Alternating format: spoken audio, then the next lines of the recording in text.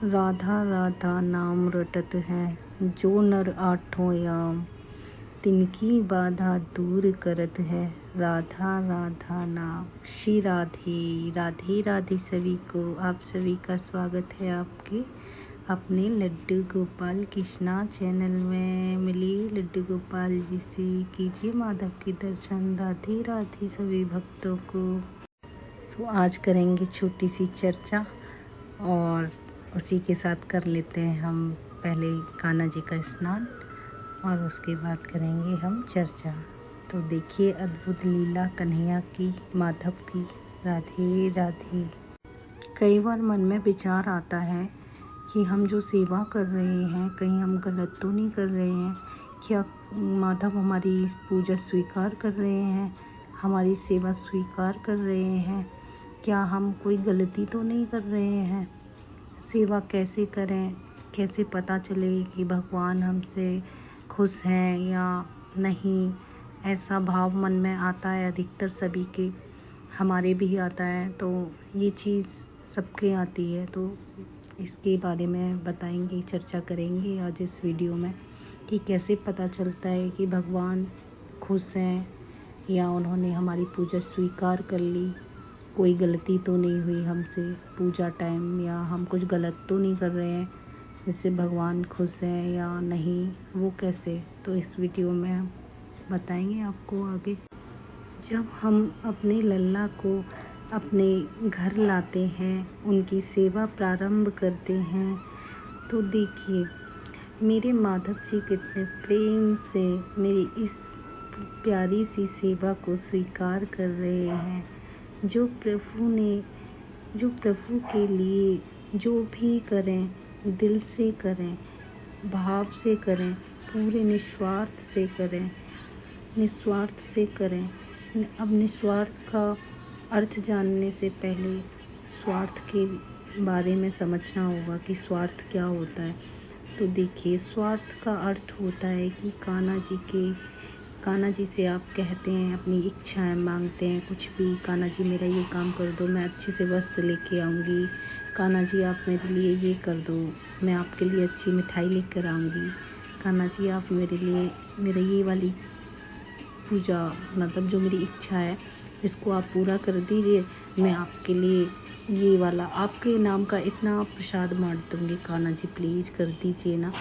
तो ये होता है स्वार्थ, ठीक है। तो इसे कहते हैं स्वार्थ। और निस्वार्थ होता है कि जैसे आप सुख में हैं या दुख में हैं, कितने भी परेशान हैं, कोई तकलीफ़ है और फिर भी भाव आ रहा है कि अपन मार्केट में जा रहे हैं तो सामने, अरे मैं अपने लिए तो सब कुछ ले लिया, माधव के लिए भी ले लेती हूँ। तो माधव के लिए जैसे हमने शॉपिंग कर ली, मुकुट ले लिया, ड्रेस ले ली, एंड माला ले ली, ऐसे कंगन ले ली, कुछ भी जो भाव आया। आगे थोड़ा चलते हैं तो हलवाई की शॉप आती है, तो हमें ख्याल आता है चलो भोग के लिए माधव के लिए कुछ ले लेते हैं, तो रसगुल्ले ले लिए वहाँ से। तो ये होता है निस्वार्थ। तो जैसे कि हमारे अंदर से भाव आया और हमने ये चीज़ माधव के लिए ले ली। तो ये सब सारी चीज़ें होती हैं कि स्वार्थ और निस्वार्थ क्या होता है। तो यही होता है। ऐसे ही जो भी करना है आप दिल से करिए, आप अपने भाव से करिए। जैसा आपका जो भाव है ना वो अच्छा होना चाहिए, एकदम निस्वार्थ होना चाहिए, कोई उसमें शर्त नहीं होनी चाहिए। कुछ ये नहीं होना चाहिए कि तभी सेवा करूँगी जब मेरी आप ये इच्छा पूरी कर देंगे। ना ऐसे भगवान पे एहसान जताने की ज़रूरत है, जैसे गुस्सा हो, अरे भगवान जी आपने मेरा वो काम तो किया नहीं, मैं आपको कैसे ये कर दूँ, मैं आपको कैसे नहला दूँ, मैं आपको कैसे पूजा कर दूँ, कैसे भोग लगा दूँ। तो ये सब चीज़ें नहीं होती हैं, ये सब चीज़ें नहीं होती, भगवान पे एहसान नहीं जता। और जो मन में ये दूसरा सवाल आता है कि भगवान मेरी पूजा कैसे स्वीकार करेंगे, करते भी हैं या नहीं, कोई गलती तो नहीं हो रही मुझसे। तो देखिए पहले तो आप अपने अंदर से डर निकाल दें। आप जब लल्ला की सेवा कर रहे हैं तो अच्छे से सेवा करें, बिना डर के सेवा करें, डर निकाल कर लल्ला की सेवा करें और उनके पास स्वच्छता का ध्यान रखें। और एक बात का ध्यान अवश्य रखें, प्याज और लहसुन का भोग भूलकर भी न लगाएं। उनको सादा सात्विक खाना भोग भगवान जी को दें, एकदम सिंपल और सादा। तो ये चीज़ हैं भाव से होनी चाहिए और सब चीज़ों का ध्यान रखते हुए आप ऐसे करें। वो डर को निकाल दें कि भगवान क्या करेंगे क्या नहीं। आप अपना कर्म करो, बाकी का सारा काम भगवान पे छोड़ दो। कैसे क्या करना है वो सब संभाल लेंगे। आप बस उनके लिए सच्चा भाव रखो, वो सब कुछ ठीक कर देंगे आपका। यही तो है, तभी तो पता चलता है कि भगवान है। भगवान है। लोग तो हंसते हैं पूजा करने, अरे पागल हो गई है, पूजा कर रही है, ये वो इतनी बातें बनाते हैं, पागल हो गई ये तो, राधा राधा राधा राधा ही करती रहती है। तो ये सब चीज़ें हैं, हर कोई नहीं समझ सकता इस भाव को। और लल्ला तो हैं ही इतने प्यारे कि वो तो भावों से ही भोग प्रकट कर लेते हैं, भावों के द्वारा ही खुश हो जाते हैं, खुशी आपको दे देते हैं कि देखो इसके अंदर कितना अच्छा और सच्चा भाव है। तो वो तो आपकी सारी इच्छाएं स्वीकार कर लेते हैं, सारे जो भाव सच्चा भाव है ना, तो वो दिल से स्वीकार कर लेते हैं। वो समझ जाते हैं, पहले ही भगवान है, वो तो सब समझ जाते हैं। तो यही है सब, भाव शुद्ध रखो बस और अपना काम करते रहो। जिस काम के लिए तुम यहाँ ज़मीन पर आए हो, जिस लिए तुम्हें भेजा है, ये नहीं कि किसी की चुगली कर ली, ये कर लिया। नाम जप करो, जितना हो सके राधा नाम लो, कृष्ण नाम जप करो, जो हो आप जैसे भी कर सको, सिर्फ नाम जप करो, ज़्यादा से ज़्यादा जप करो, अपनी भक्ति बढ़ाओ। कहते हैं ना कि प्रभु को तो भाव से भजे, प्रभु को भाव ही है वसार, भाव से अर्पण करो तो पुष्प भी है स्वीकार। श्री राधे, हरे कृष्णा। तो आप भाव शुद्ध रखिए। अगर भाव से एक पुष्प लेकर भी उनके सामने जाएंगे तो कान्हा वो भी स्वीकार कर लेंगे। श्री राधे, बोलो कुंज बिहारी श्री हरिदास।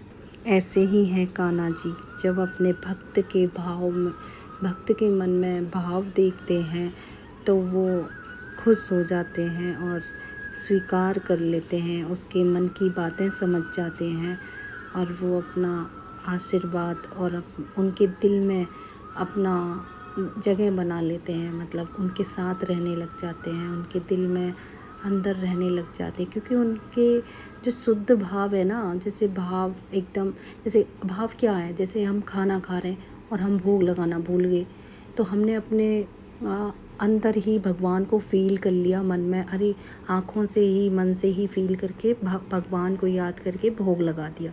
जब हम पानी भी पीते हैं ना, तो उससे पहले हमें भगवान याद आ जाते हैं, अरे कान्हू बैठे हैं, उन्होंने पानी नहीं पिया। तो अपनी अंतर आत्माओं से, जो बोलते हैं ना कि मानसिक रूप से आप उनको भोग लगा सकते हो, अंदर से भगवान को याद। तो यही तो होती है पूजा और वो भाव, मतलब जो भी भगवान समझते हैं वो यही आंसर है आपकी बातों का, जो आप पूछ रहे थे कि पूजा कैसे स्वीकार करते हैं। तो समझ जाना, जब ये भाव आने लग जाए आपके मन में कि आपको कन्हैया की याद आने लग जाए, कहीं जा रहे हैं कुछ भी खा रहे हैं, उससे पहले अरे मेरे माधव रह गए, माधव ने खाया होगा कि नहीं, तो वो चीज़ आप वहीं से उनको भोग लगा दीजिए और उनको याद करके उनको बोल दीजिए, माधव आप भी ये लो, आप भी पानी लो, आप भी ये खाना खा लो। श्री राधे। तो ऐसे ही है माधव, अपने भक्त के हृदय में हमेशा विराजमान रहते हैं। तो वही है, एक जब भक्त को उनके लिए याद आ रही है कि जैसे कि हम खाना खा रहे हैं तो माधव को याद कर रहे हैं, तो वही चीज़ है, वही है कि भगवान, आप पर भगवान की कृपा हो गई, आपके अंदर विराजमान हो गए। तो यही है कि आपकी पूजा सफल हो गई, स्वीकार कर लिया भगवान ने, कृष्ण ने, माधव ने, आपके अंदर विराजमान हो गए। तो ये शुद्ध भाव रखने से, भगवान के लिए इतना सोचने से, तो सोचो आप पर पूरी कृपा हो गई, आप कान्हा के हो गए। तो यही है कृपा जो आप लोगों को समझ नहीं आ रही। राधे राधे। और जब आपके साथ ऐसा होने लगे तो आप समझ लेना कि आपकी पूजा प्रभु स्वीकार कर रहे हैं और आप सही दिशा में चल रहे हैं। भगवान आपके हृदय में विराजमान है। वो आप पर अपनी कृपा बनाए रखते हैं, हमेशा अपने साथ, आपके साथ अच्छा करते हैं। तो भगवान की कृपा आप पर पूरी हो रही है। और जब अपने भक्तों से प्रभु प्रसन्न होते हैं तो दर्शन देने अवश्य आते हैं, क्योंकि ये मेरा मानना है, मैं मानती हूँ और अनुभव है ये मेरा कि भगवान अवश्य आते हैं और दर्शन अवश्य देते हैं। जैसे कि पूछते हैं कि भगवान को कैसे प्रसन्न करें, भगवान को कैसे प्रेम करें, भगवान से कैसे प्रेम होएगा, कैसे इनकी सेवा करें, उनसे कैसे लगन लगाएं। तो देखिए, जब भगवान हम घर लेकर आते हैं तो सभी का नॉर्मली होता है, इतना समझ नहीं आता, हम ले तो आते हैं। तो धीरे धीरे उनके प्रति भाव बनता है हमारा, जो नियम होते हैं हम उनको पूरा करते हैं, भोग लगाते हैं टाइम से, उनको खिलाते हैं पिलाते हैं, उनकी तरफ खिंचते चले जाते हैं और नाम जप इतना करते हैं कि पता ही नहीं चलता हम कब भगवान के हो गए, भगवान ने कब हमें स्वीकार कर लिया। तो इसलिए ऐसा अपने आप फील होने लगता है कि हम भगवान ने हम पर चमत्कार कर दिया, हमें स्वीकार कर लिया, हमें अपने आप से जोड़ लिया। ये तो मैं खुद में फील होने लगेगा कि ऐसा मतलब क्या हुआ जो हम एकदम चेंज हो गए। आपको सांसारिक बातें अच्छी नहीं लगेंगी, किसी के पास बैठना पसंद नहीं आएगा, फालतू बातें लगेंगी, सिर्फ भगवान में रम जाओगे। राधे राधे राधे।